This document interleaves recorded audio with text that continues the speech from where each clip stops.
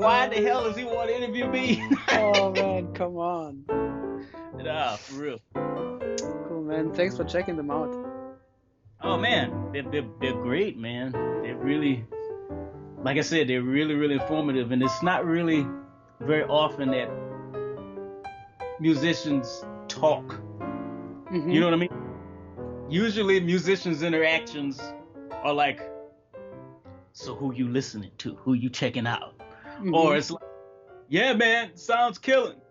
Yeah. You know, but it's not really, you don't really get too much in depth with musicians about their processes Mm-hmm. and like artistically what they think about and what inspires them and what doesn't inspire them. You know what I mean? Yeah. Get to see other people's opinions, and you know, it's really, really enlightening. And these and a lot of these people that I played with and I didn't know anything about beyond the gig, or like maybe some personal stuff that they're thinking of, that they're dealing with while they're on the road. Mm. But aside from that, we don't really musicians don't talk about music on the road. Mm-hmm. They don't really talk about each other's process. Yeah. Well, I mean, maybe it's different for everybody, but because this is why I started the interviews, because always when I'm on tour with somebody, I will ask them a lot of questions about how they do stuff, because I need to know, I really need, I'm really interested in the process. And so, but I'm with you on the observation that sometimes people think it's maybe not cool to share it, or it's kind of you're giving something away or something, or I don't know. I mean, sometimes people have that mentality of like, oh, well, I'm gonna cover my hands.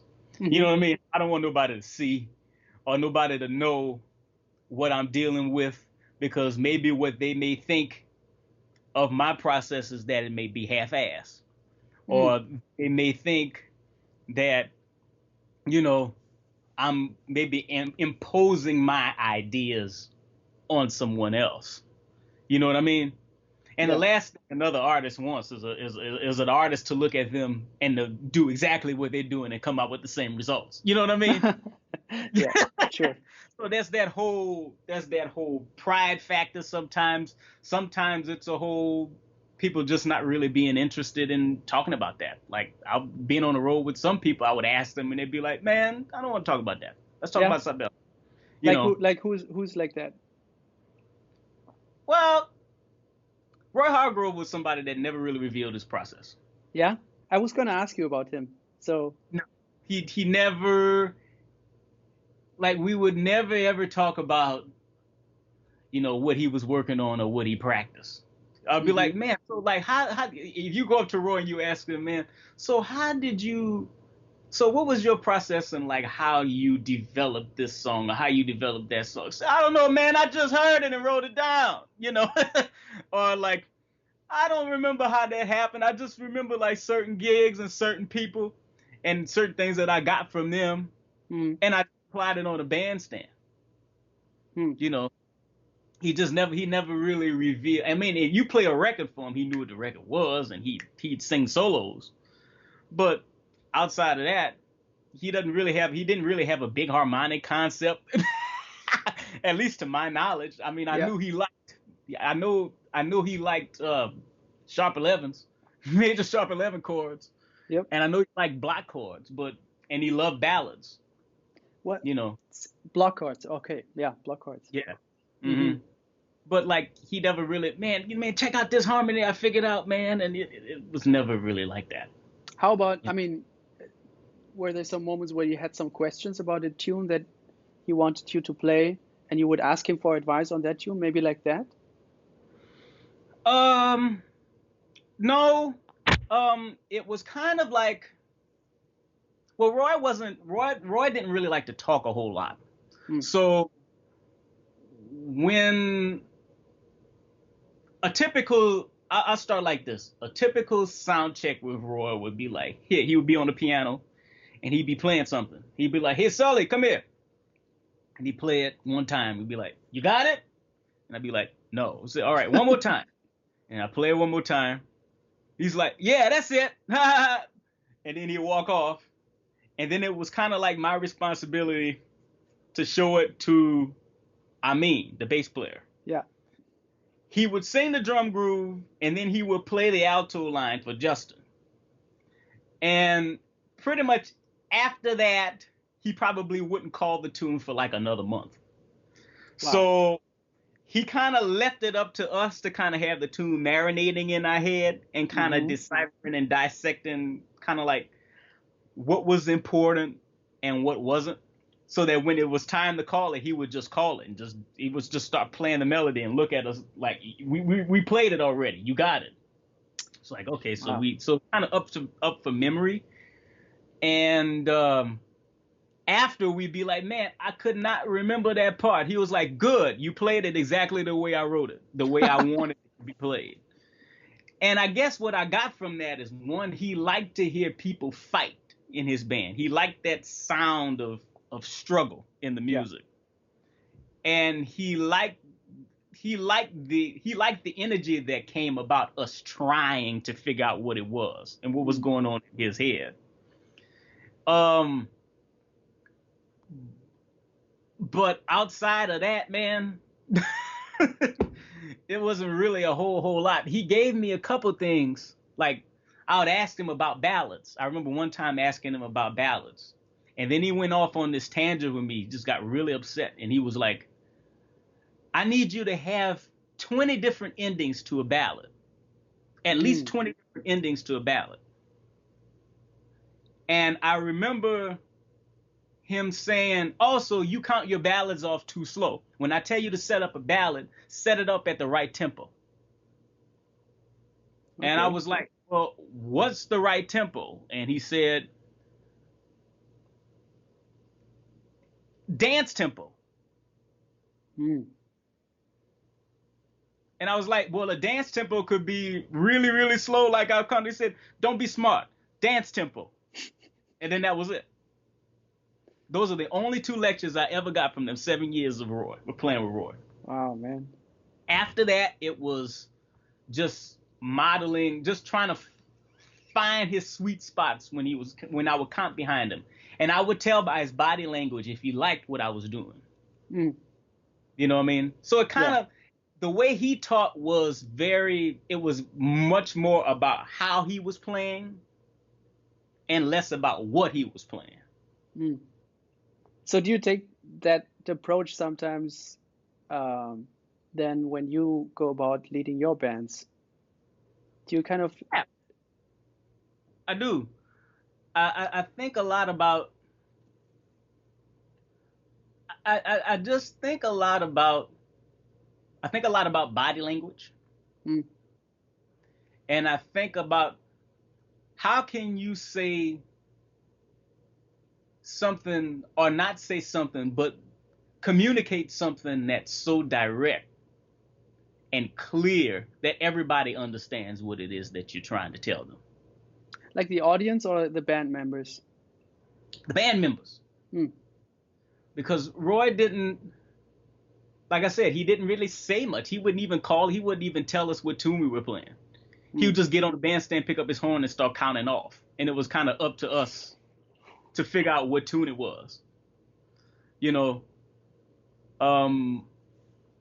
we only had 2 rehearsals. I remember having 2 rehearsals with Roy. And it was usually, everything else was sound checks, but like rehearsals would be like master classes. If they called Roy to do a master class for a bunch of students, he would just rehearse his band in front of everybody and just be like, any questions? You know? You know, and everything was oral. He didn't really believe in a whole lot of sheet music. Yeah. He didn't really believe in having everything notated or annotated. And he was open to how we played it or how we interpreted it. He would just go for the ride. He wouldn't be like, no, that chord, that right there is wrong, unless it was a ballad or a standard. But his original compositions, we could kind of do whatever it was we wanted to do with it, as long as the melody was still clear. You know, he was totally up for reharms. He really loved it when we reharmed behind him. He was just up for grabs, you know. So his tunes must have evolved over the years quite a bit, right? It definitely evolved over the years. His tunes evolved. Even the standards and how we play them, really evolved. Certain hits that we did would just kind of just happen over gigs. Yeah. Over time, over gigs. Or he'll turn around and it'll be like, I like that. Like I would comp a figure and he'd be like, I like that. And he would incorporate it in his solo. And that would become a hit. Yeah. Yeah. That happens in bands if they stay long enough together, right? Yeah. And that I feel like nowadays that's really something that we need more of is just bands.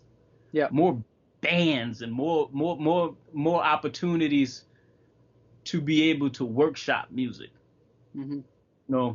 Because a lot of these one-off gigs or these all-star gigs are just like, okay, I'll do a one-off and then I won't play with this person ever again. You never really get to develop a language with people. Yeah. And honestly, I feel like that's how the language of this music kind of expanded. The vocabulary and the language of this music is bands. It comes from a band. It doesn't come from a solo. It comes from a band. Yeah, it's true. So that's one thing I feel like there are a few bands that are out and people, and I'm talking about bands that have been together longer than 5 years. Yeah. You know what I mean? But it's very, very rare that you'll find that nowadays. It's kind of like a lost art. And maybe it's because of the business a little bit, kind of the press or the industry kind of expects you to come up with something new each 2 years. And this is why people get scared and then feel like, oh shit, I have to do a new project now. And now I'm just going to play, music of the 80s or something and just have a weird motto, and and this will make the industry then be interested, as opposed to I'll just keep working with the band and come up with new material for them, especially, or even not new material, but develop through playing. Yeah, shit. How many times did Bill Evans record "Foolish Heart" or "My Romance" or "Waltz for Debbie"? He kind of kept the same tunes on rotation for like 20, 30 years. Yeah. And that's important. He might have changed rhythm sections, but at least the tunes were the same. And then and when he had a rhythm section, he had it for a while. For a while, yes. Absolutely. Yeah. I really think that's I wish I had the guts to do that, and I would like to, keep my band for a while, but nowadays, like you said, the business wise and gigs are so few and far between, especially now with the coronavirus. We don't know when we're going to go to work, and everybody's so hooked on trying to help you develop or establish your career as a pianist or as a leader. You know what I mean? Yeah. They want to see you, and they have in mind they want to see you with specific people. You know what I mean? Do you feel that pressure? Oh gosh, consistently. Yeah. All the time. Being told who I should play with, what I should play, how I should play. Wow. Yeah, all of that is. Do you get that from the industry more, or from people that have opinions about you? A mixture of both. In the beginning, it was definitely, the because of the school system, I was constantly looking for that. I think jazz school, in a way, kind of ruined that. That whole idea of, what do you think, Sullivan? What is it that you're going to bring? So, no, it's always about what the teacher wants me to do. Did I do this right? Be like, okay, cool. You impress the teacher. Then when you're a sideman, you're trying to impress the leader. You know what I mean? Yep. And then when you become a leader, it's like everybody's looking at you and be like, okay, what's your artistic vision? And then you got the things that you have to fulfill. So you're thinking about your teachers, you're thinking about your previous leaders, and then you're thinking about the industry and they're telling you like what sells, what you should play, what you shouldn't play, who you should be playing with. You know what I mean?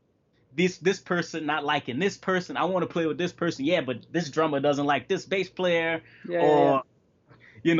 this bass player doesn't like this producer, so you shouldn't record here at this studio because I don't like this studio. And it's just like, but I like the piano. I don't care what you like. You know what I mean? Said, but it's my record. I don't care. Well, then you got to get somebody else that's going to bend to you. Or I want to play with this person. Okay, $10,000 a tune. I said, well, I don't have that kind of money. I said, well, you know, it's just all kinds of things. You know. So in a perfect world, how would it be for you?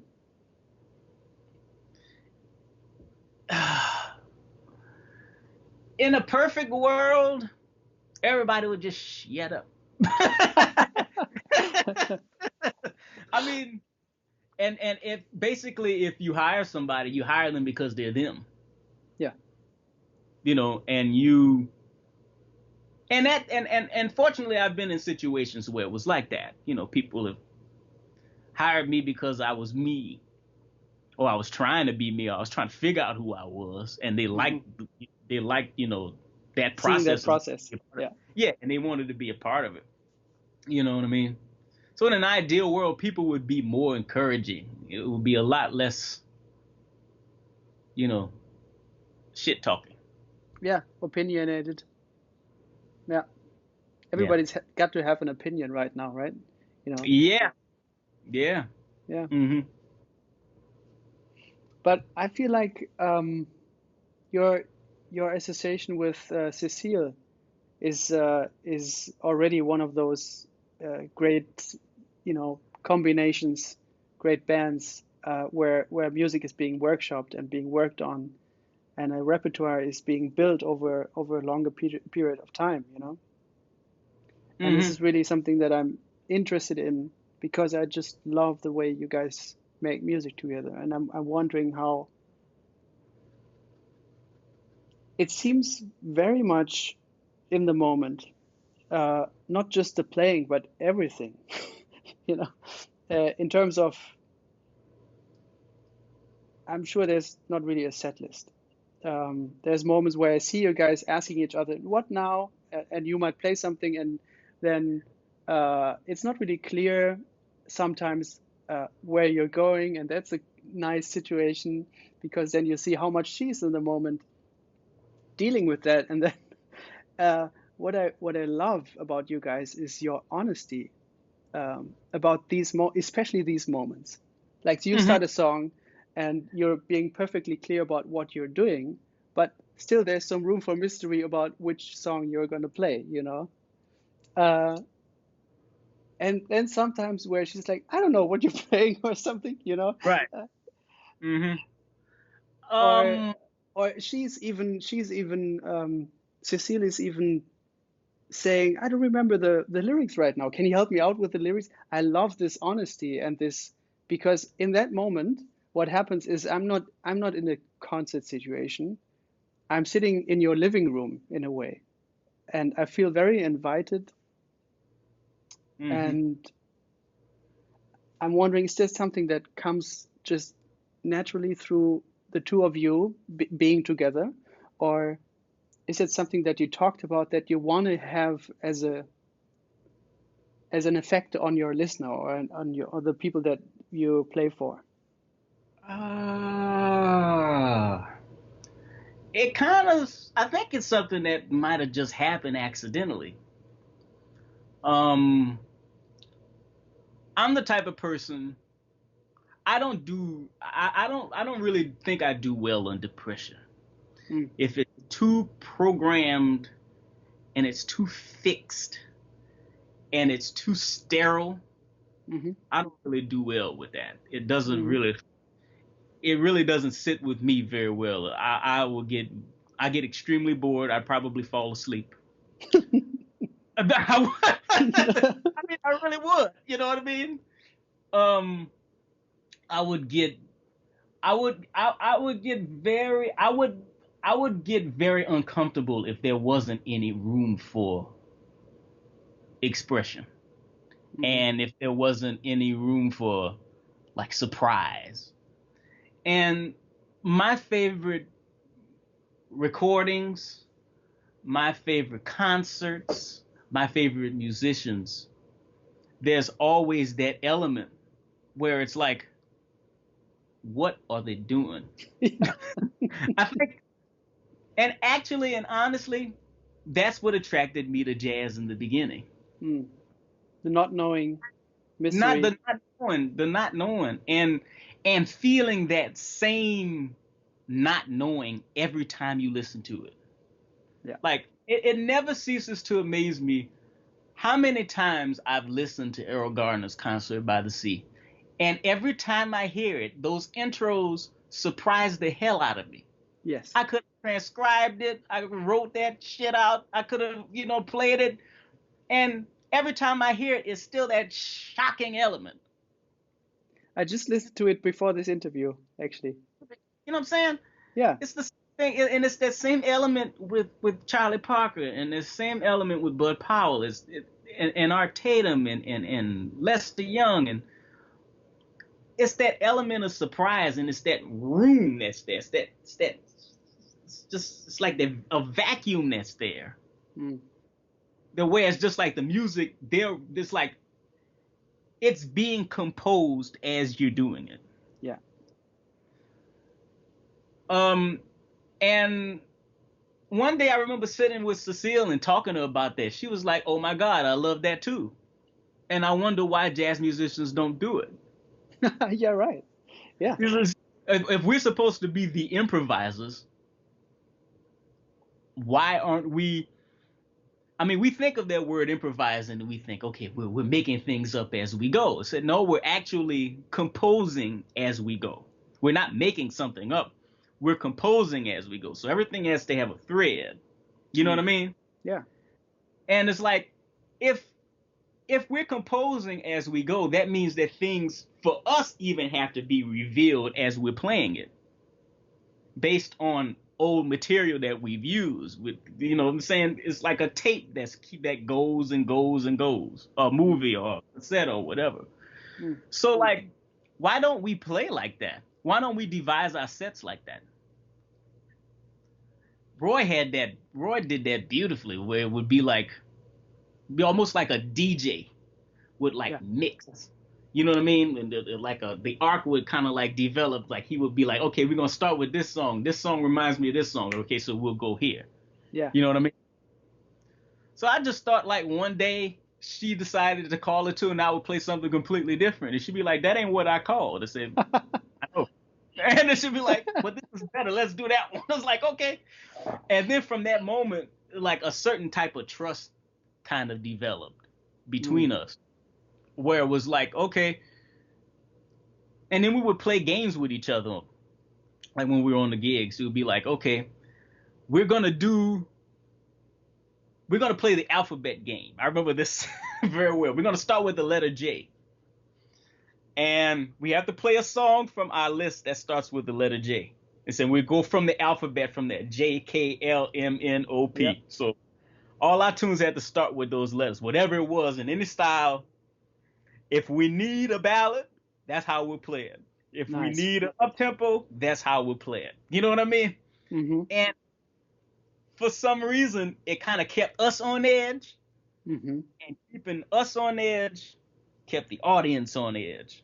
Us being surprised kept the audience surprised. And nowadays I feel like we're so attracted to drama and conflict that if there is a disagreement, it's exciting. Yeah. It's just like we'll play something and be like, I don't know what the hell that is, and the audience loves it. Yeah.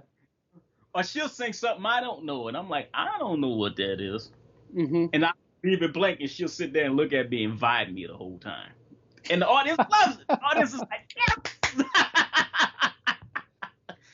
Yeah. So how do you decide on like you're talking about the list? So is there a list of tunes, and there's something that's outside of the list that just keeps coming in the moment, where you decide, okay, let's just do this. But who decides on key? I do.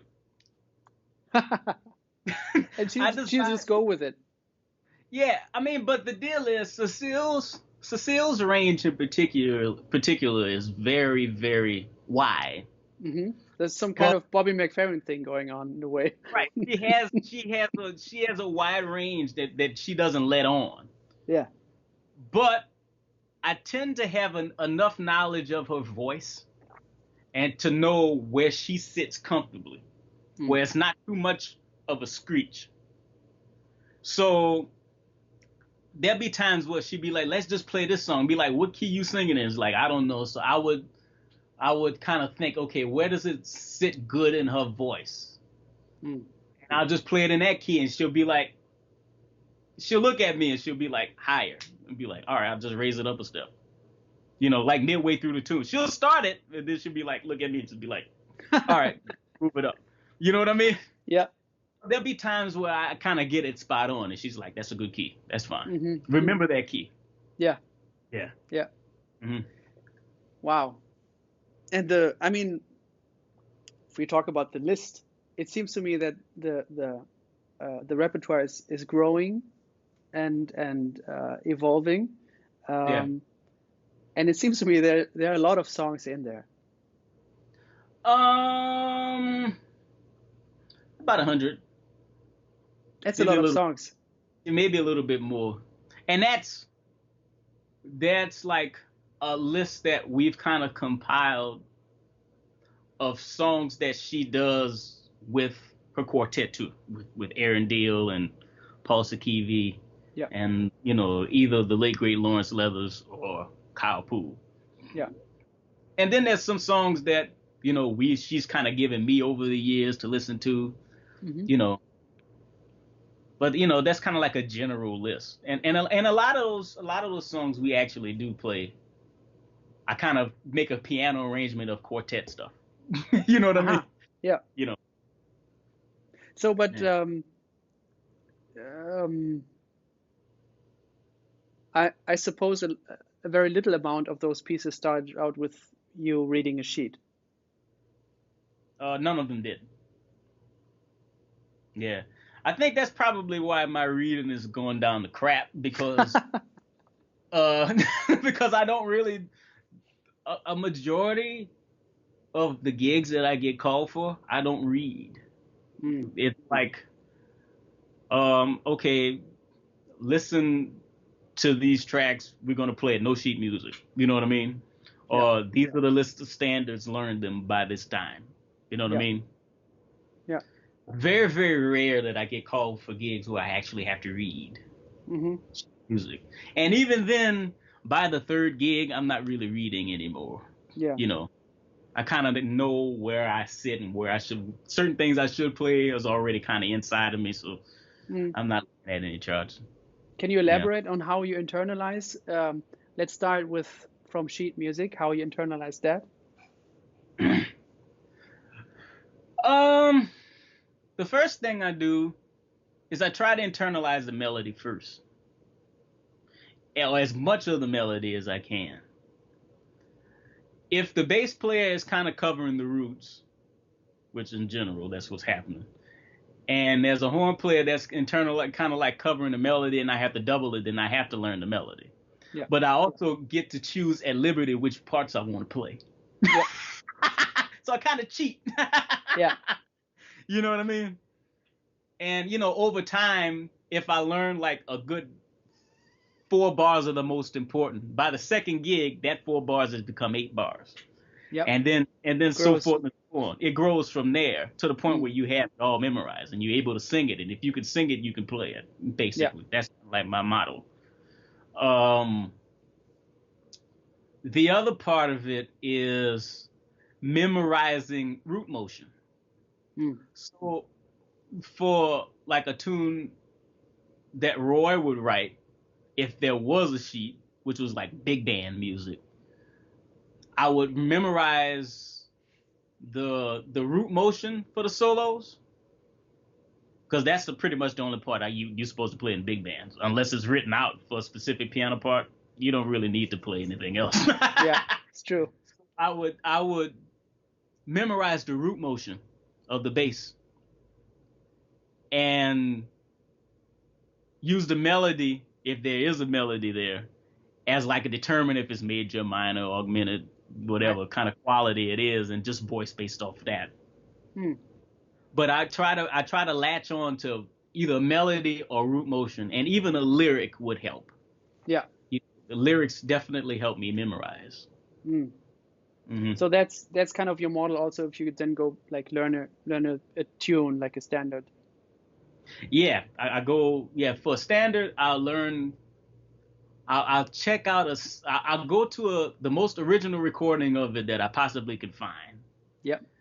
And then from there, I'll go and listen to the most modern, the most awkward version of the song that I like. I just learned Why Did I Choose You? Hmm. And I learned it. I heard Barbra Streisand sing it. I heard a version of George Shearing play it. Hmm. I heard a version of Marvin Gaye sing it. Mm-hmm.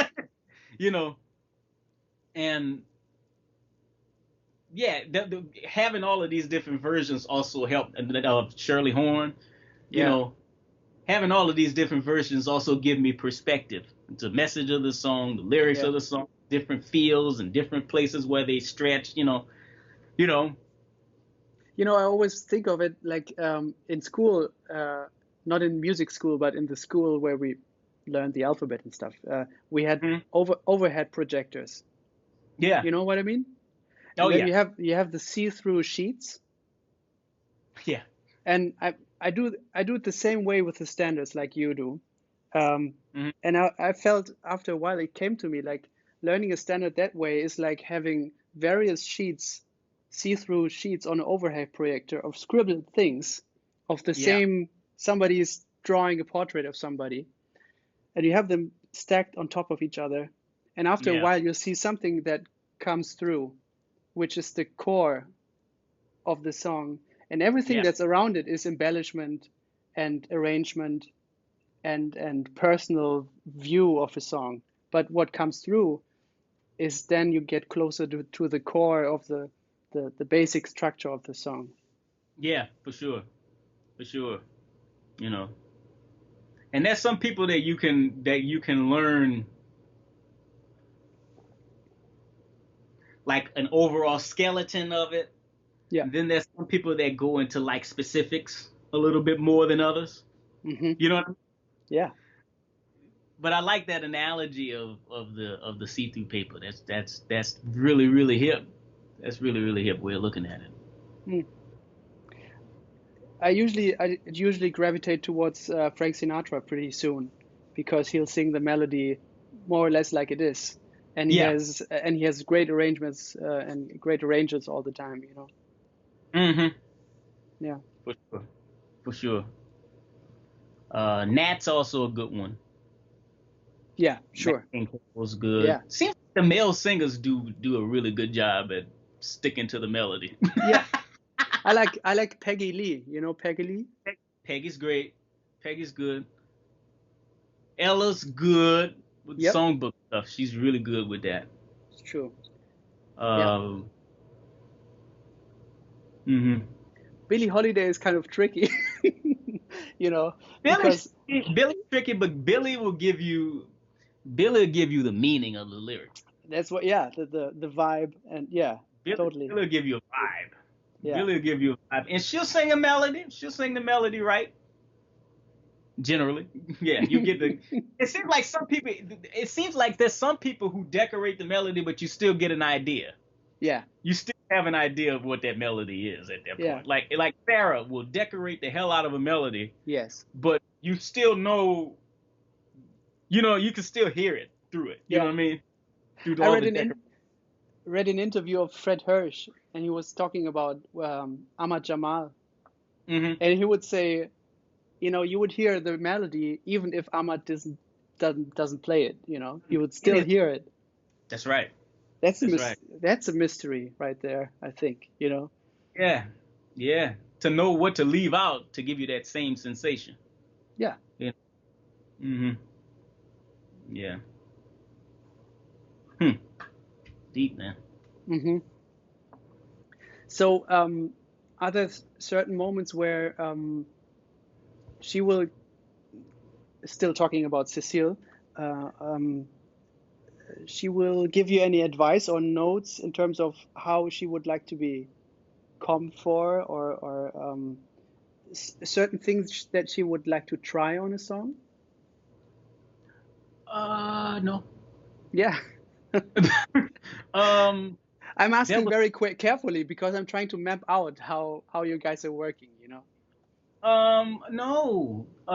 She has never ever told me how to comp for her, Yeah. what to play and how to play behind her. Um,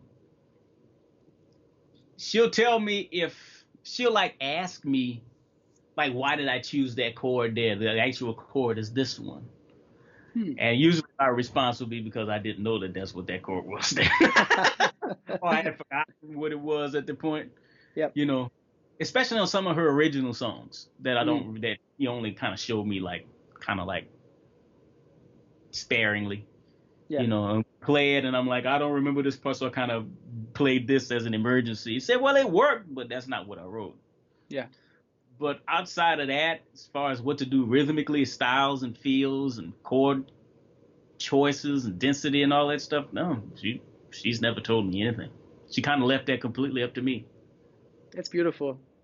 Yeah, it's freeing. It's very, very freeing. Now I've had the opposite extreme. Mm-hmm. You know, and how did that feel?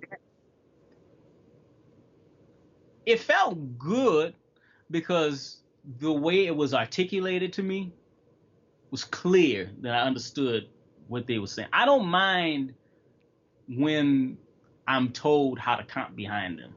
Mm-hmm. What I do mind is people saying that they don't like what I'm doing, but they don't have any ideas as to how, as to what I can do to help. Yeah. You know what I mean? Other than, that sucks. It just sucks. That doesn't really take anybody anywhere. Yeah. You know what I mean? Even them, it doesn't take them anywhere. Yeah. No, it really doesn't, and it kind of lets it does everybody a disservice. But yeah, I'm the type of person that if you hear something that I'm not doing that it would help, and it's in my power to change, I'll do it, whatever it is. You know, I'll investigate it. Yeah. Yeah, I'm asking because of how you comp behind her and what, all the stuff that you're doing behind her. It's not even behind her.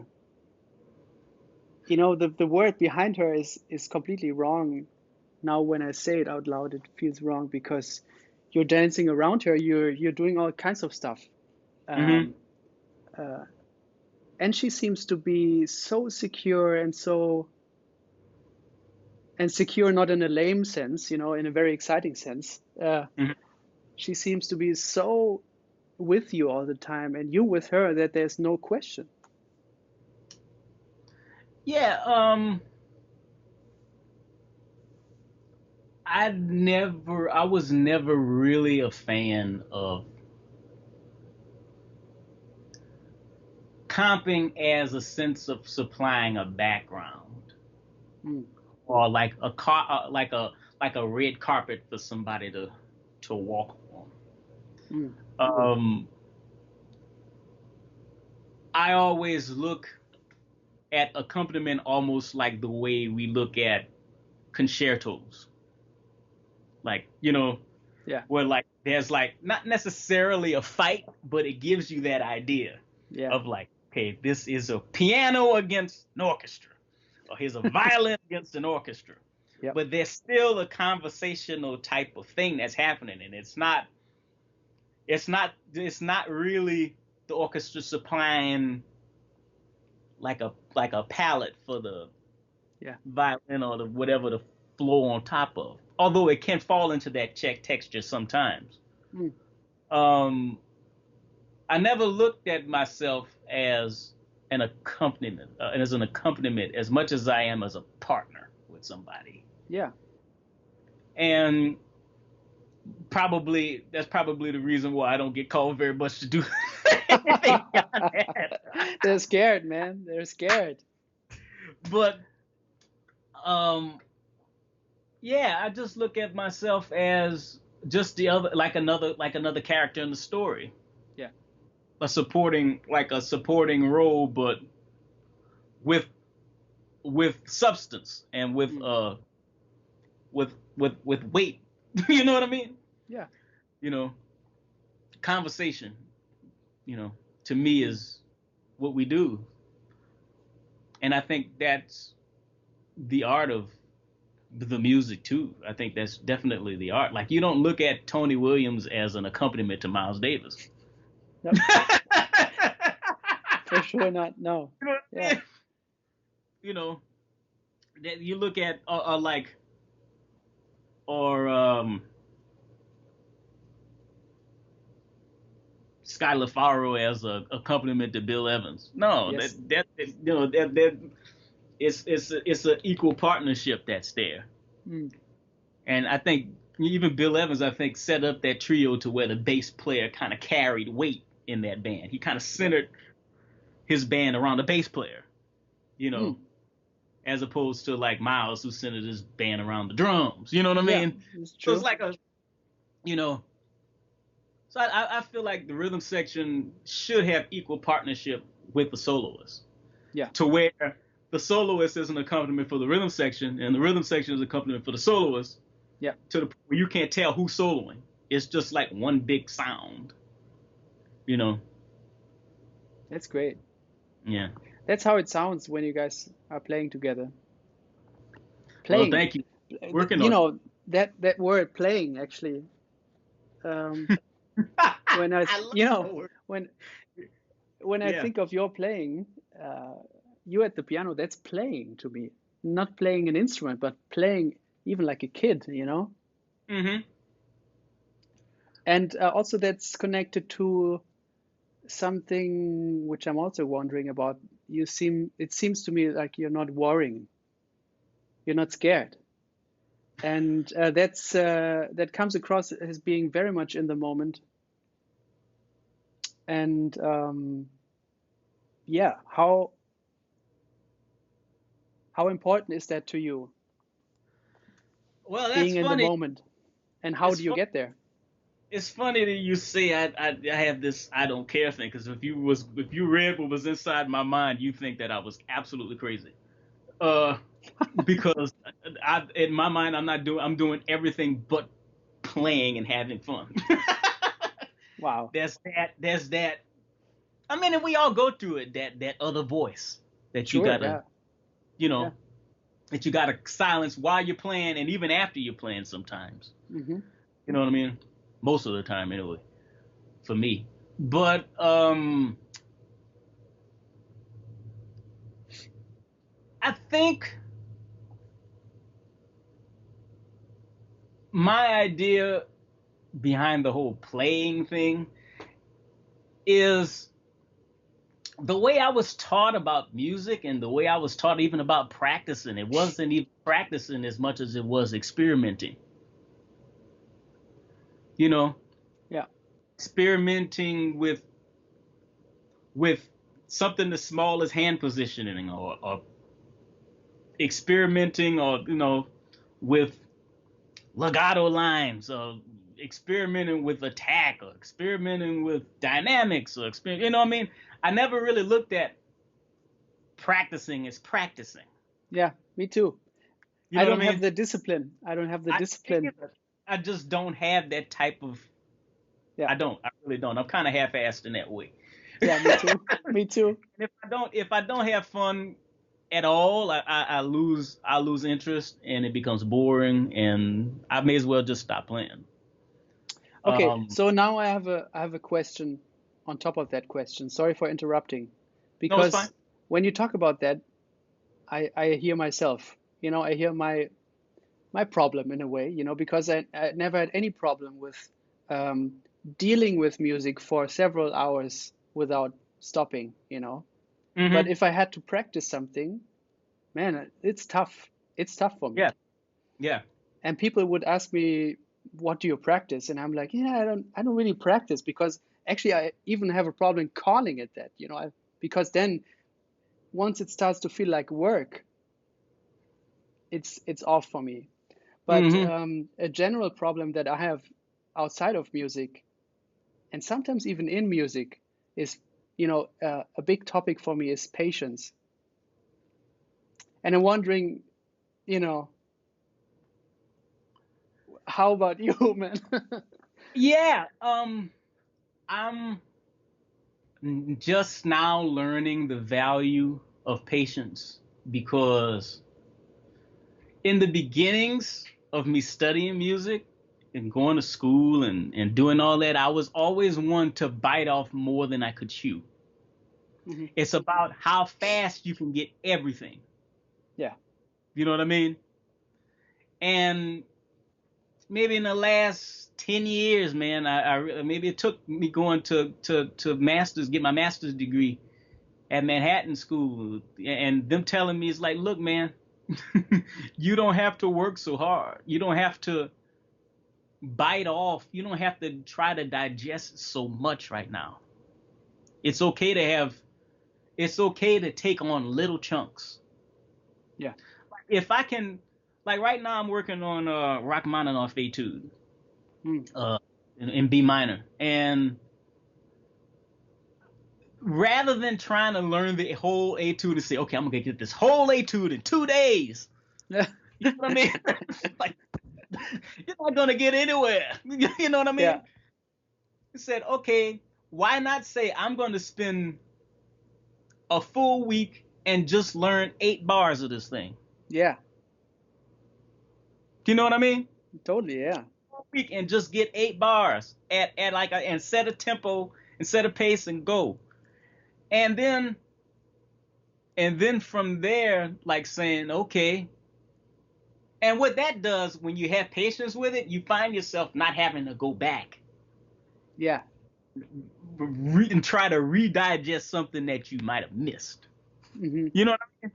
If the more you spend time paying attention to details, you get a lot further. Yes. You know what I mean? Totally. And I'm just now like starting to realize that, damn, if I would have just slowed it all the way down, and just worked with small itty bitty things that you can find the world in so little. Yeah. True. You know what I mean? Mm-hmm. And a lot of times it's not about this. Yeah. Sometimes it's just about this. Yeah. Duke Ellington would play like a triad. And it would sound so big and so strong. So much stronger than these 12 note chords that we play all the time. You know what I mean? Yeah.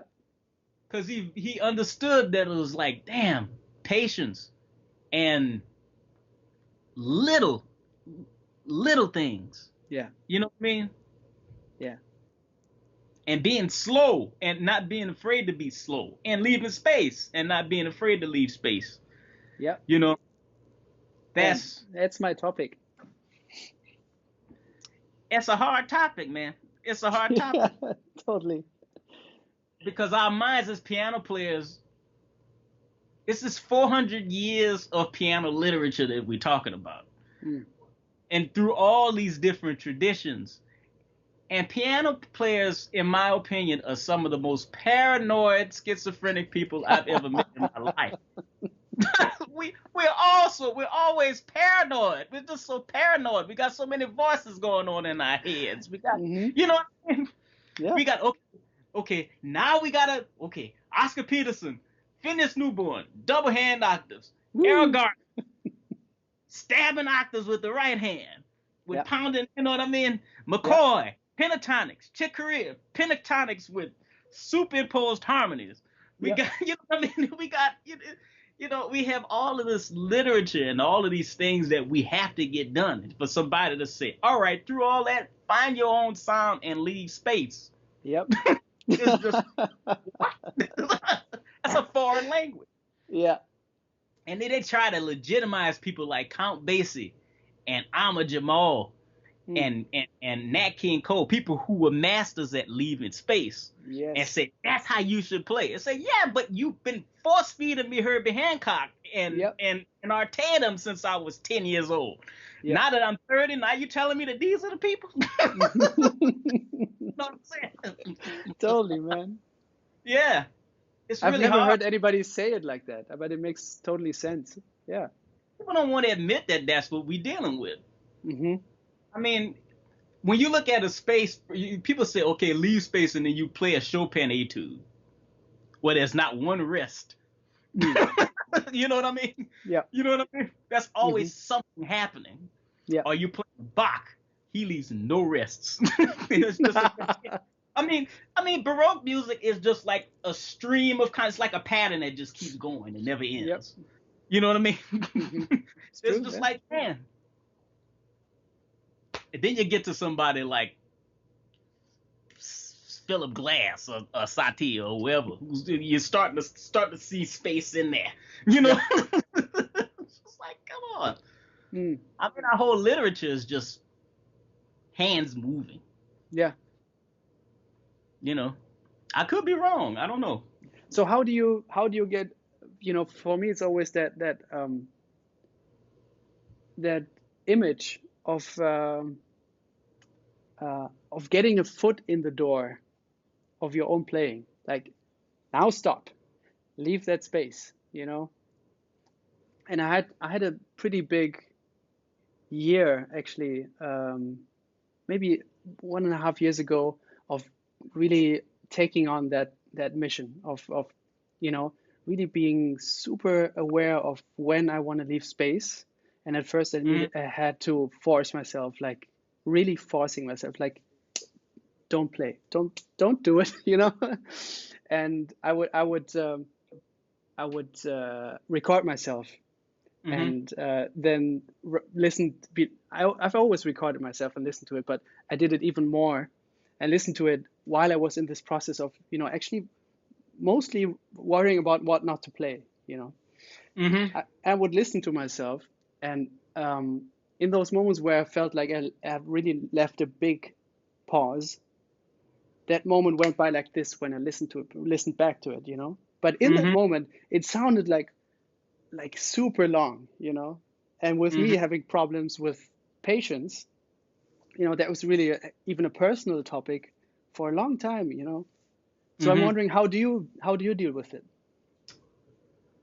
Um, how do I deal with it? Because I mean, you're talking to somebody who's been crucified for playing way too much. But there's a there's a there's a mentality of, just like you said, just take your hand off the keyboard. You know, Mm, there's a mentality of maybe just focusing on one thing, mm, just saying like, okay, rather than saying, okay, I'm not going to play and just leave complete space and not play anything. Say, you know what? I am going to play. I'm going to play, but I'm going to only play with one line. I'm not mm. going to I'm not going to pile it up with a bunch of chords. Yep. I'm just going to do a single line thing. You know what I mean? Yeah. Um, I mean, you can I guess in your experimental time work on exercises where you leave certain bars of rest. You Yep. know, you can do a thing where like, I mean, playing a tune over and over and over again. I think like like if you took like the whole idea of like doing like a ballad and like playing it like as slow as you possibly can with no feels at all, just pure. Mm.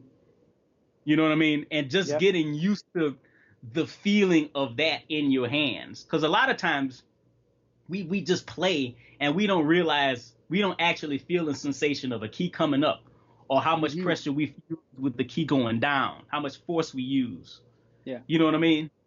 So like just sitting down and really using playing as a means of just meditating, and meditating really on just just the amount of force and pressure you're putting on the notes when you're playing them. I also had a teacher though that told me, he said, "You play a lot? Good. You're young. You're supposed to play a lot. You're supposed to be looking for the right thing to play. Then once you find the right thing to play, then you know what that is, and then you just play that. You settle on that." But I feel like a lot of times, especially for young players, we spend so much of our time trying to sound mature, trying to leave space, just trying, as opposed to just being like, nope, this is me right now. Yeah. Take me as I am, just as I am. You know what I mean? And there's a certain liberty in that. And then once you allow to be free, then you'll find yourself using tools like space that you never thought that, in a way that because you have a different perspective on it then. Exactly. Coming from a different, Right. And not thinking of space as like nothing happening. That's another thing, right. too. Thinking of space as not as anything happening, but there's something happening. Like how much time do we actually spend listening to ourselves while we play? Like, I had a teacher that told me one time, he said, your body has to be on stage, but your ears have to be in the audience. Yeah. So if your ears in the audience, then you only play what you want to hear yourself play. Yeah. Given the context of everybody around you. And then if you're thinking that everybody else wants to play as much as you do, you know what I mean? With your ears in the audience, if you're playing a lot and the bass player and the drummer wants to play a lot, then somehow you got to kind of give in and just be like, let me really focus my energy and my attention on the bass player. And just be like, what is it the bass player wants to say and what is it that he wants to come out? And a lot of the times that's what space does. Space leaves opportunity for other things to happen. Yeah. You know what I mean? That's beautiful. So that helps. Between those 5 things, I think it just we'll figure out an answer somehow, some way. Yeah. You were just talking about a little bit about the physical aspect of playing the piano. And of course, that's also something that I'm curious about, how you actually, the first question, what I wrote down in my notes. Oh, Lord. How do I do it? How do I do what? That's the first thing, or maybe not the first thing, but I hear you and I'm moved and I'm, you move me and I'm amazed. And then it's just, how does he do it, Wow, and there's a lot of different aspects, of course, to this question, but I'm wondering how you do it, how you play the piano. But maybe to get a little bit more specific is, one of the aspects that I'm curious about is, it feels to me you're very aware of when a note starts and when a note ends. Like when you play a chord. Okay. When you play a chord, I know where it starts and I know where it ends. Me as a listener listening to you. It seems very clear, everything. Wow. Like when you lift the hand up and when you put it down, it seems very, very, very clear. Even if you play a lot of chords after each other, in a sequence, there's no question about when the chord starts and when it ends. And that reminds me of something that that I heard Chico Rea say is, the seizing of a note is a rhythmical event. And I really like that quote, and that reminds me a little bit of when I hear you, Yeah.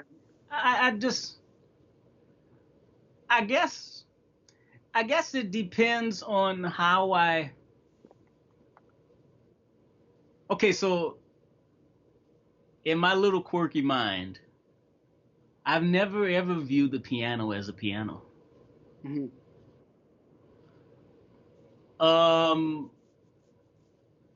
I always viewed myself as I've always been fascinated with conductors, and like aside from that they all have long hair and they moving their hair around, aside from that, just like how a little subtle movement can change an attack. Yeah. You know what I mean? Or how like the whole idea that the orchestra is the conductor's instrument.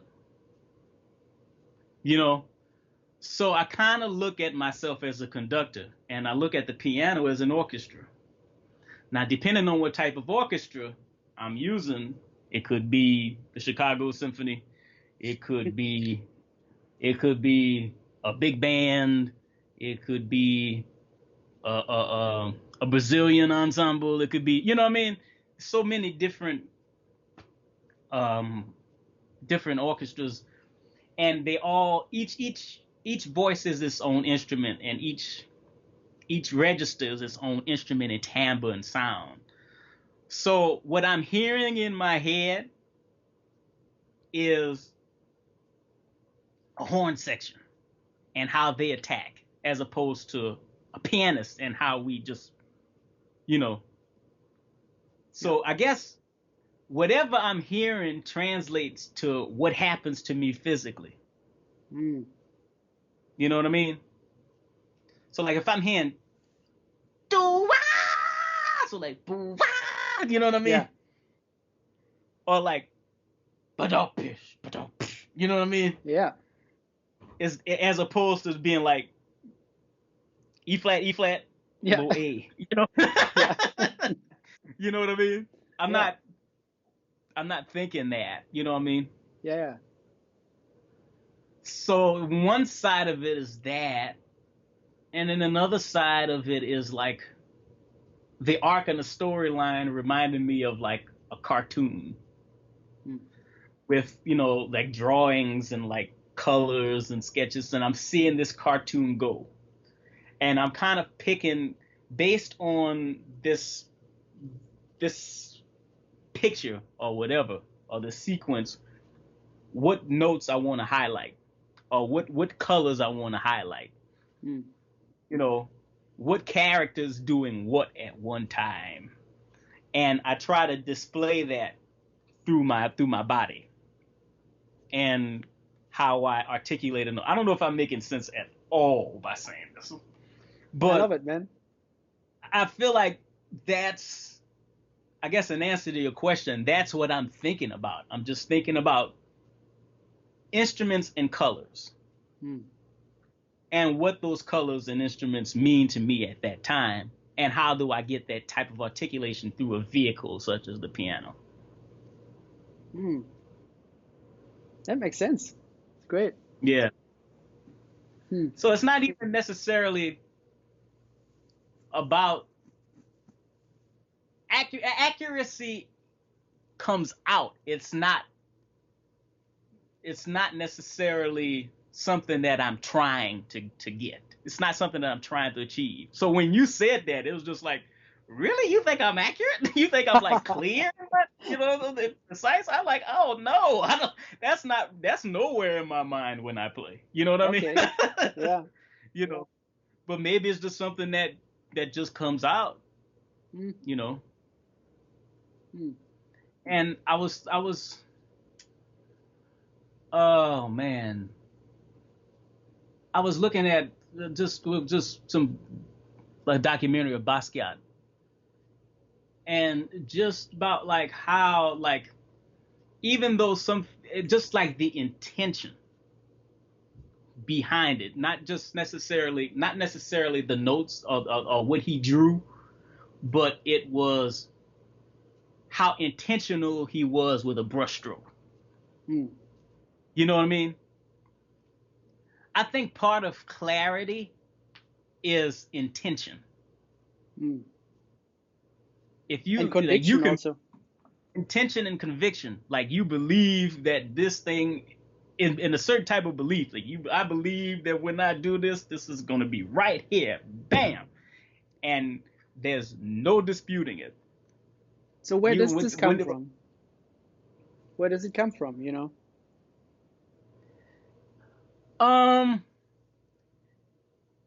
It's It not coming comes from from, having played it before because you're making stuff up in the moment. right. It comes from, again, I think the picture that you see,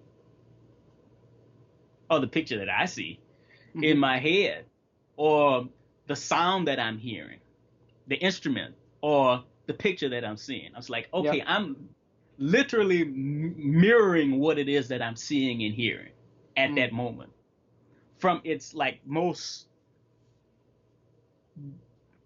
its most granular level. Mm-hmm. You know, like, tot. What does tot sound like? You know what I mean? Yeah. And I think that's also part of ear training. It's not necessarily just, okay, being able to say, okay, that note's an E flat, or, well, I had this train go by and it's a diminished chord. It's with these notes. It is also, ear training is also like articulation and dynamic levels, being able to respond and hear that quickly, and be able to adjust to that and fit into that. Yeah. You know what I mean? Ear training, training your ear to hear detail. Yeah. As quick as you can. You know what I mean? Not just the Mm-hmm. note, but the detail of the note, the skeleton of the note. You know? And it makes sense because a lot of people are getting caught up with transcription and getting the notes right. But this Yeah. is usually where the journey only starts, you know? Oh, yeah. I mean, I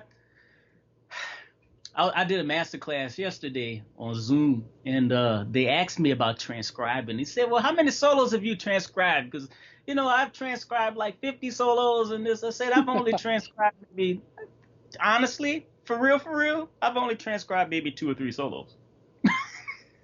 Same here. Yeah. Because and I'm like, well, I never really saw a point.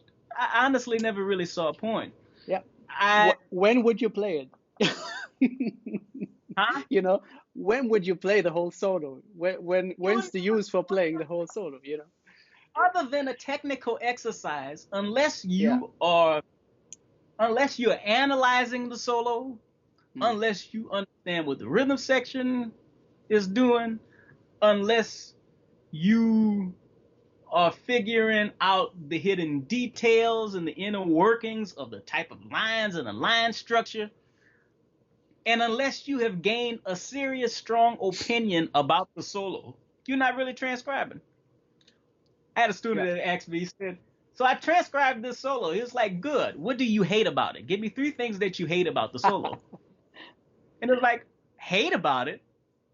I said, yeah, if you can't tell me 3 things you hate about the solo, then you're not doing your homework. Mm. You're not finding your voice through that person.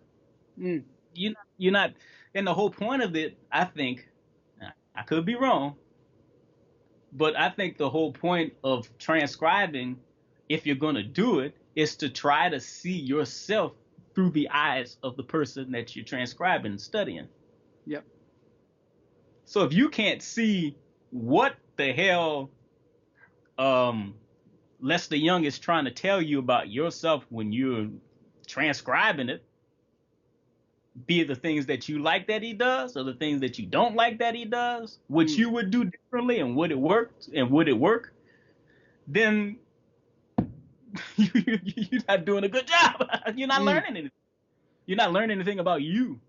And nobody wants to hear another Lester Young solo. They already had that, It's true. Yeah, I'm usually more concerned with, I just pick little things, super little things, like little things that work well and that my heart gravitates towards. And I feel that these are the moments that tell me something about me, Yeah, what I man. want to sound like. When I'm moved, I should investigate that moment, just that moment. And the whole solo would give me a lot of work, and maybe I would learn something, but I will learn so much more if I will just gravitate towards the stuff that really moves me, Right. and that will give you much more. And leaving room for those things to change. Hmm. And you know what I mean? Because what like there's one solo that I remember transcribing, and I listened, and when I transcribed it, I thought it was the greatest thing in the world. Can you say what it was? No, I'm not gonna tell you. Because I don't want to get in After trouble. this, after this conversation. After this, yeah. But then I listened back to it, and I was like, the parts that I liked about the solo, okay. The parts that I hated about the solo are the parts that I actually like now. Huh. Wow. You know what I mean? Mm-hmm.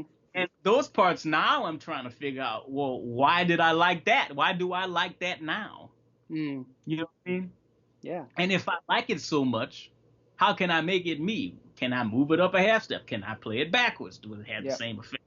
You know what I mean? Yeah. Can I make the long note short? You know what I mean? Could I expand the rhythmic phrasing? Can I do, you know what I mean?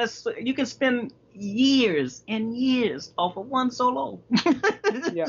Why transcribe 55 solos that you have? No. You know? Absolutely. Yeah. Yeah. Oh, I'm so glad I met somebody that I don't feel like a loner anymore. I'm with you, man. Thank you, Pablo. Thank you, man. We were talking about that clarity and transcribing. Mm-hmm. Another thing that I'm curious about is, and maybe you don't think about that as well, but still, I'm interested in how you use the pedals, Mm-hmm. because I find it it's a very personal way how you do it, and I can't really tell how you do it, but I'm interested. That's so funny. So weird. That's something that I'm really have been investigating in the last year or so. Just trying to get the pedal more into my plan. Looking at the pedal not just as a sustain, but also as a volume. Yep. And incorporating the middle pedal and like trying to figure out what colors does that invoke? What does that do? Because that's a pedal that we all run away from. We stab on that right pedal and then we hold that left pedal down because we think that it's gonna, because the piano's not really in tune. Yeah. You know, that left pedal for a long time has been a crush to me, and I'm just now starting to realize that it's just an effect and kind of letting go of that. Yeah. You know, and using it, you know, for an effect. As opposed to a crutch. And, you know, just, you know, if the piano's out of tune, it's out of tune. You know what I mean? Yep. But yeah, that's something that I'm growing more, and I'm more and more starting to fall in love with the middle pedal. Yeah. Much more than the. It's a special one. Yeah, I'm really, really in love with that one now. And for some reason, depending on the piano, the middle piano makes the piano sound more clear. To me, it makes the sustain more clear. Because if you think about it, that right pedal lifts all of the felt up. Yeah. So in all the overtones, when you hit the middle pedal, it only lifts the ones that you're playing. Down. Yeah. You know what I mean? Yeah. So yeah, for me, it's just a little bit clearer. I don't know, but I've been messing with it in the, you know, the different gradations of it. Maybe I haven't figured it out right yet. You know. Do you have some role models for that aspect of playing? One of the first people that really of playing with the middle pedal. Playing with all the pedals, you know, One of the first people that really kind of made me aware of it was Marcus Roberts. Yeah. Marcus Roberts, Danilo Perez. In fact, yeah, Danilo, Gonzalo, Yeah. um, Keith has a specific. Bud Powell has a very interesting way that he uses the pedal. What's your take on it? One time I played with Charles McPherson. Yeah. And he told me, he said, everybody's trying to get Bud Powell's sound, but people don't realize that part of Bud Powell's sound was the pedal. Interesting. He said part of it, and not the soft pedal. We're talking about the right pedal. He saw it. He sat there and saw Bud play, and he saw how much he used the pedal. It was shocking because he used it a lot. Mm-hmm. Like, well, with that in mind, how the hell did he use it? Because you hear him and you're like, the last thing you hear is the right pedal being slammed up and down like this. You know what I mean? And he's not talking about ballads. He's talking about up tempos. Yeah. Because when you do it like this on an up tempo song, it brings the notes to breathe more and to embellish certain notes, and you get more like a kind of a singable quality out of it. Right. That's nice. That also goes back to the whole idea of space. When you realize that there's a sustain to the note, you want that note to ring. So you'll leave space so that note can ring. You know what I mean? Yep. But anyway, yeah, man, it's something that I'm investigating, and I'm really kind of going to different piano players and seeing how they use it. Like Andrew Hill, listening to him, listening to Monk and how he used it, listening to Herbie Nichols and how he used the pedal, even Count Basie, even Basie and like Nat and how those guys used it was very, very interesting. Nat King Cole, Brad, Fred,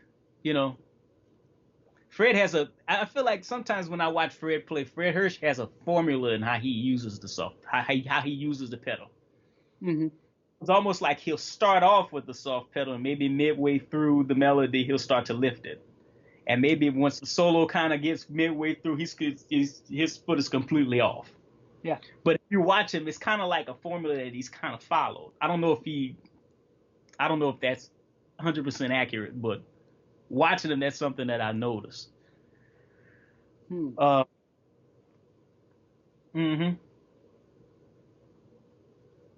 Horowitz, and I mean the classical pianists too, and Horowitz and Marc-Andre Hamelin and Martha Arkwright, just just how they used it. And then there are people you hear that don't even use. I never practiced using the pedal until recently. Yeah. I always practice with the pedal, not even using it at all. I just read in a book about Arturo Benedetti Michelangeli, the great classical piano player, and it was written about him, and so all these guys who knew him would tell a little bit about him. And there's this one guy who studied with him for a while, and he's talking about what he's got from him, and he's talking about using the left pedal and having an exercise where he would hit the like a bass note, very low note, hit it as hard as you can, and then play 20 chords with like 10% pedal, take the sustain pedal and have that low note still ringing. So hit a low note and then have the right pedal put down full, So you have the no register note, and then you would play a chord maybe more softly, and then lift up the sustain pedal a little bit. Okay. So the chord is gone after that. But the low notes, the low notes still ringing. Yeah, and that's what you do, consecutively. I'm gonna try that. I'm gonna try that today. Thank you. That's I got Ooh, it I'm from gonna that try. book, and it really amazed me because I was like, I never thought about that pedal in that way, you know. I mean, I thought about just using it a little bit while you play lines and stuff because it, you know, and I've been doing this also quite a Yeah. bit, but Hmm. people, actually, when I was starting out, I would do it, and people would be, what are you doing with the pedal? And I don't know, I thought it, that's Yeah. what you do, very Yeah. unconscious, but now this thing really blew my mind. And Hmm. when you hear, I'm sure you'll get it right away. And when you hear that sound, it just sounds so weird and so unnatural for the piano, because like, Yeah. it stays there, and there's stuff on top. You're like, it becomes more like an orchestra. Yeah. Wow. That's hip. I'm gonna do it, man. Thank you for that. That's hip. Wow. Yeah. See, man, that's what this stuff is good for, man. That's what I'm talking about. That's why I like this. Thank you, man. Yeah. Tell me how it was to learn from Fred Hirsch. You know, we just talked about him a little bit, but you know, when I hear your music and when I hear your playing, I can hear tons of different influences, but I hear you first, you know. Mm. But I like it when I hear influences, you know. Hmm. And I can because I like Fred a lot, you know. I've been influenced by him as well, and I love his music and his playing. Hmm. So I can hear a little bit of his influence on Oh, your for sure. playing. Hmm. Um, like when I listen to Aria, that song from the record, Yeah, I that was. I think about him, you know. Yeah, for sure. Yeah, So yeah. what I was it really thought like about to it. to learn from him? He, Fred Hurst is very encouraging. He's very honest. Mm, Fred's the type of teacher that he will never sit and he will never play for you in a lesson. He'll sit and watch you play and then say, "Yeah, I don't like the way your feet look. I don't like the way your hands look. I don't like your seating position, and I don't like the fact that you're not moving when you play." You know, mm, he's very much about the physical connection, your body as it relates to the instrument. mm. Um, if he likes something, he will tell you that he loves it. If he doesn't like something, he will tell you that he doesn't like it. Yep. And he'll tell you why he doesn't like it. And he doesn't shy away from the fact that he doesn't like it and he has an opinion about it. And for me, that's very, very helpful. You know what I mean? To Mm, to study with somebody that's not that cares about you enough to be honest. mm. I mean, and will and still have patience with you while you're trying to figure out what it is that they're trying to tell you.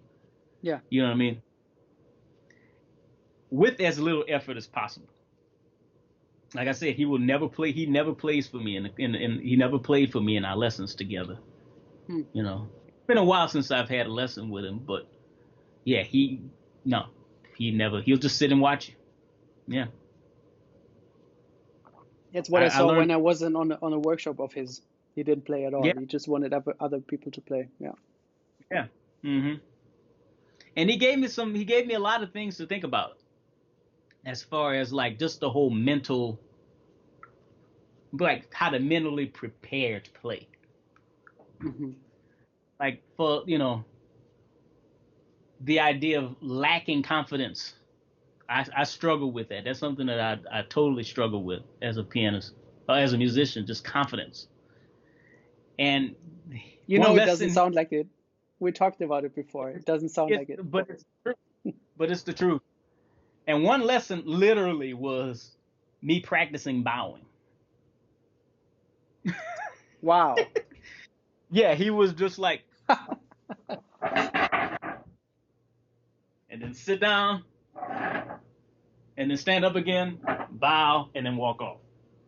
I practiced that for Fred Hurst for like maybe a good half of the lesson. We talked about that. Wow. So what's his take on bowing? His take on bowing was, what I got from it was the idea of just being grateful for the opportunity to play. And the amount of gratefulness that you have should outweigh the lack of confidence that you have. It's like, I've been given an opportunity at this moment to sit behind the piano. Yeah. That should outweigh, oh, I don't think I'm good enough, or they're going to laugh at me, or there's other piano players here. Or they said, no, you have an opportunity to sit behind the instrument. And you hit, and you sit down, and you play, and then you get up, and you receive whatever you give back. That's what that bow is. Once you get up, it's like, I've given you everything I had. What you give me back is what I gave you, and I'm grateful for that.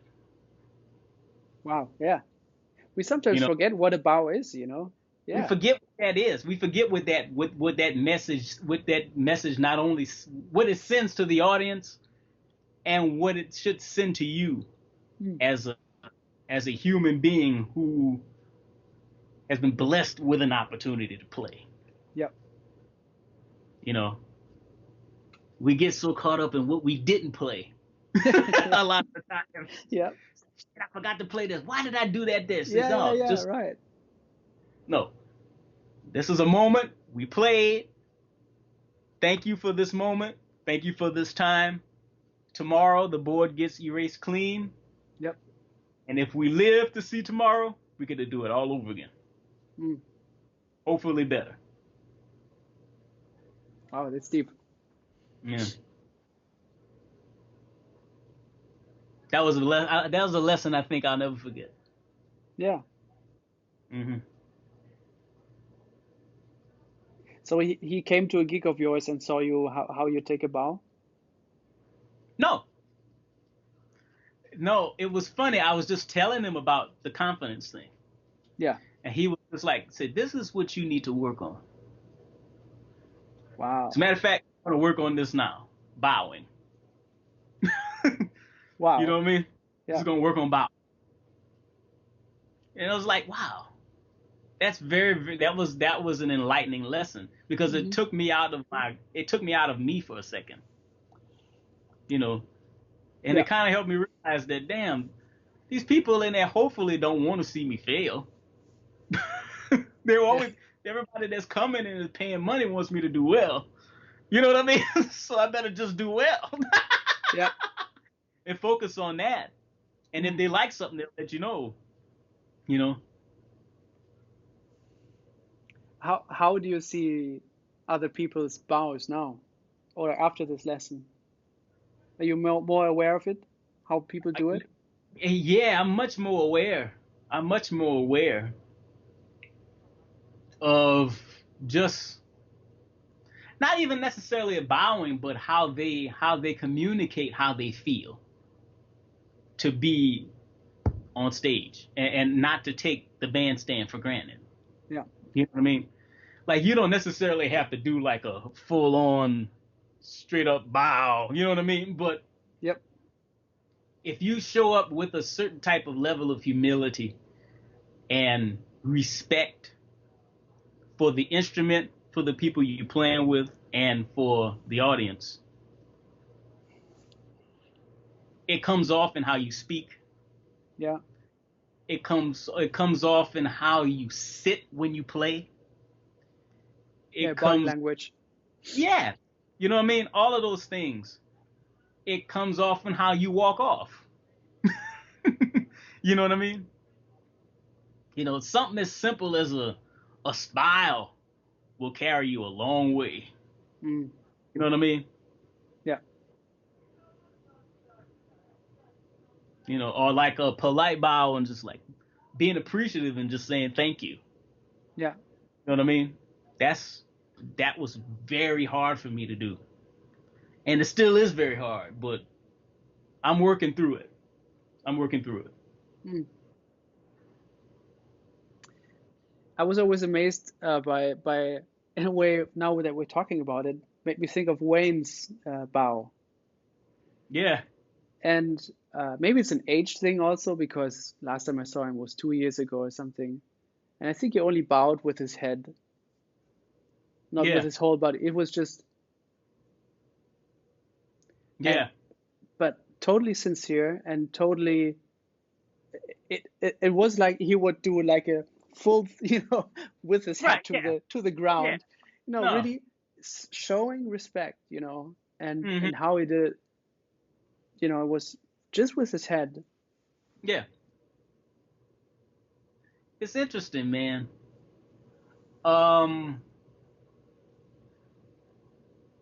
How I mean, I grew up in church, and there's a saying that you say, "Do it, whatever you do as unto God." Right. So Yeah. like as unto God could mean, like, it doesn't necessarily mean that you have to. It's like showing like a state of reverence or a state of prayer every time you do something. Yep. Something as simple as like passing a salt shaker is like an act of reverence and respect, could carry you, like, it's like a form of prayer. Right. So like this is like almost like a prayer. You know what I mean? A Yeah. bow, a sincere bow is almost like a prayer. Yeah. The amount of space that you leave is almost like a prayer. The way you attack a note is almost like a prayer. You know what I mean? Right. Yeah. So if everybody did everything when they're playing as if it were a prayer, how different we would play. Less ego, I suppose. Much less ego. Much less ego. Yeah. Much less ego, much more sincerity. I was at the Jewish Art Museum in New York, and there was this tapestry that we saw that I remember seeing, and it was humongous. And somebody said in it, I was in like a lecture about it, and it said it took that person 10 years to just work on one tapestry. At least 10, 15 years to work on this one big gigantic tapestry. Mm. I was like, we don't spend a year, we don't spend longer than 5 minutes on one song when we learn it. If we took a tune and spent 15 years trying to learn a tune, We'd know it. Yeah. we would know it. We would know it like the back of our hands, and we wrote pieces that were based off one tune. That's a thread. Yep. That's a whole Patience. catalog. Yeah, that's a whole catalog based on one song. Like if you took all the things you are and you spent 15 years working on all the things you are, and you wrote 15 years worth of material that was based on all the things you are. You know what I mean? Makes me think of Lee Konitz a little bit, Yeah. That's an interesting artistic view, at least, I think. Mm-hmm. It takes a lot of patience. Yeah. Sure. Can we talk about playing solo? Okay. That's the time when there's the most amount of voices in my head, and it's getting better, but yeah. And after I play, I always used to say, now I'm playing solo all the time because we're at home. But Right. I used to say I usually just play solo when there's a great piano and there's a great fee, because I don't like to do it. So the possibilities are rare. But once they are, I'm building towards that moment, and like, shit, I'm gonna do it on my own, and I don't have my trio guys with me, and I feel alone, and feel alone in the green room. Yeah. You just play the set, and then you're alone in the room and just sitting there with all your doubt, and and then you have to go out again. And every time I see, and there's certain things that have helped me over the years, like realizing that when I play an intro, I'm fine. You know, when I play an intro to a trio song, I'm fine, and that's playing piano solo music. You know, that's fine. That's it, actually. I could just Yeah. play like that when I'm playing solo. And after each gig, I feel like I should maybe go on tour playing solo, and maybe then it would get better, you know, because it gets better with each gig, you know. That's right. But yeah, that's the moment where there's the most amount of voices in my head, and I'm wondering how, because I love how you play solo piano, Oh. and I want to know what your process is. It's definitely shifted over the years, I think. Right now, I'm kind of beginning to kind of just go to the piano, just realizing that there's no real pressure to do anything. I had an argument once. It was just like, well, when we play solo piano, it means that we have to be all of these instruments that we're missing at once. You know what I mean? And they were like, why? Yeah. It's like, why? I said, why are you always putting that type of pressure on yourself? There's no pressure to do anything. There's no real pressure to do anything. That's not even a real pressure to play the melody of the song you're trying to play. Yeah. You know, so when you have that type of freedom, it's just like, okay, oh well, I'm gonna play my ideal. I'm not gonna even play the melody. I'm just gonna solo on it. Yeah. And solo on it for God knows however long I feel like it. And if I feel like playing a melody, I can, but maybe in the middle of the song. Maybe I can hint at the melody. Yeah. No. Maybe take a long intro. You know what I mean? There's no real rule. And for me, when I feel the most comfortable is when I told myself that there's no reason to have any type of pressure. And the feeling that maybe I'll play and nobody would like it, or if I put it out and nobody would buy it, used to depress me. Now I'm like, if nobody buys it, I can do what I want. Yeah. Right. You know what I mean? If there's no to do anything, you can do whatever you want. Yeah. You know? And for me, it's just like, oh, duh. It's like, all right, cool. Then I'll just play and just create games with myself. Make the solo piano performance be an extension of the practice room. Yeah. And like anything else, invite them into your practice room, invite them into your living room, and just work stuff out in real time. There's nothing. I mean, not really. I'm not talking about like slow things down and like we would do it.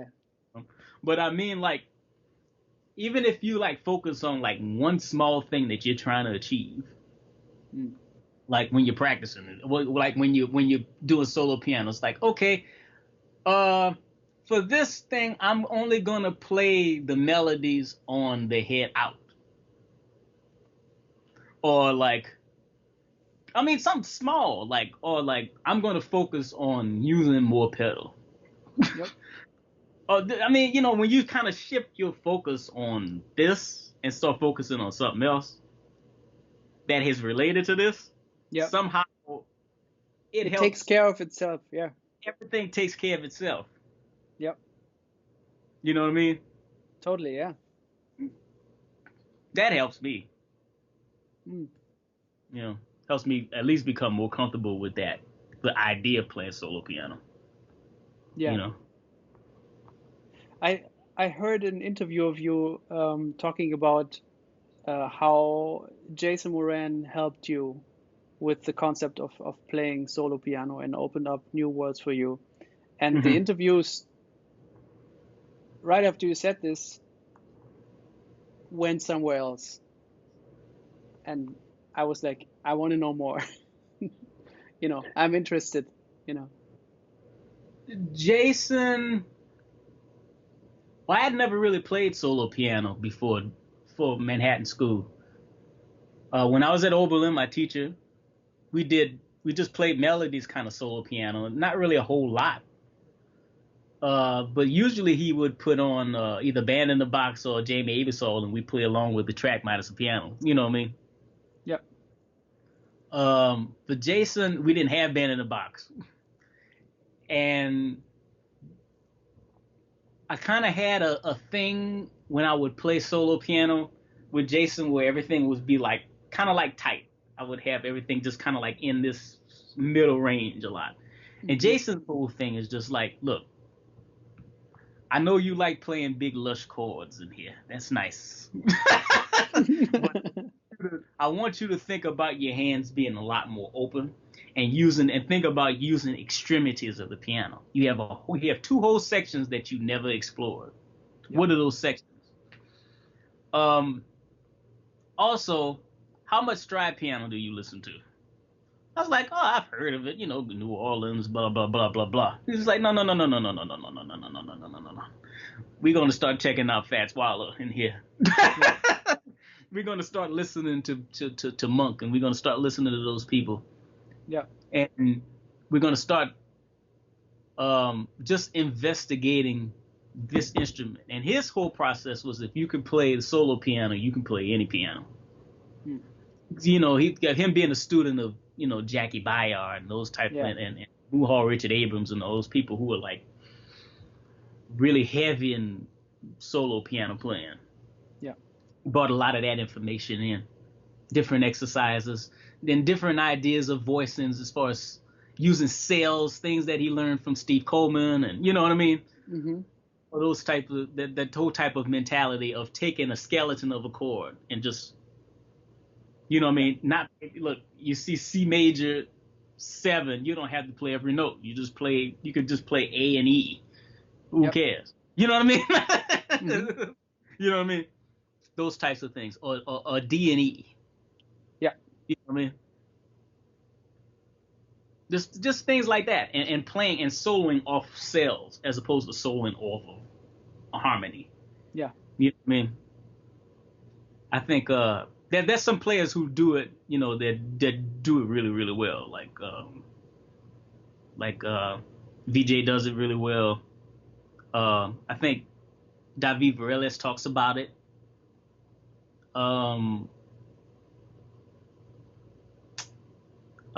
Craig Taborn, people like that, Yeah. There's a Chris Davis. There's some monster piano players that really know about that a lot better than I do. But Jason definitely hit me to that type of thinking, and it really kind of helped to expand my thinking of piano from like such a narrow place into a much more broad orchestral place. Mm-hmm. And then taking weird exercises. I remember one time he was like, here's the entertainer. You have 15 minutes to come up with an arrangement. He gave us all the sheet music, and we had to come up with a whole solo piano arrangement of it. And then he critiqued. Yeah. Mm-hmm. Yeah, do stuff like that. Yeah. Mm-hmm. Wow. And I suppose that the topic of voice leading is also something that you've spent a lot of time with, over the years. Yeah. Yeah. Since I started playing in church, it's kind of always kind of been embedded in me. Yeah. Yeah. Yeah, my mom, everyone in my family sings, and my introduction to music was going to choir rehearsals and listening to, people teach parts. So I always gravitated to the middle voices. I always liked the alto and the tenors more than I liked the sopranos and the basses. Yep. You know what I mean? Mm-hmm. So,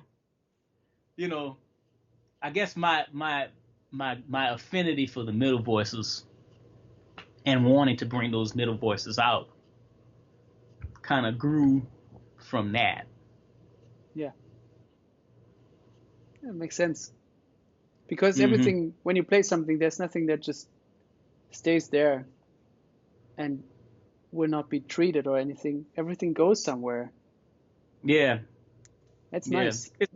It's like a melody. It's like a line unto itself, you know. Hmm. It's just like, you know, harmony is multiple, is a line against a line.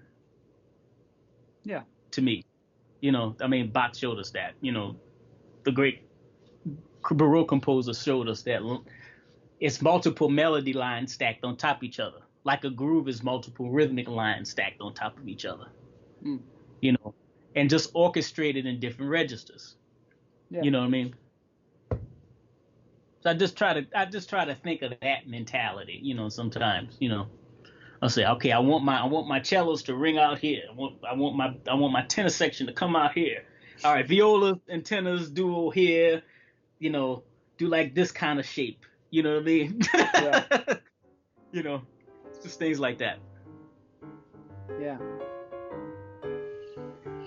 Wow, man. I think we have covered a lot of ground in this conversation, and like great, listening man. to you. Very enlightening. And, man, thank you, man. I appreciate it, man.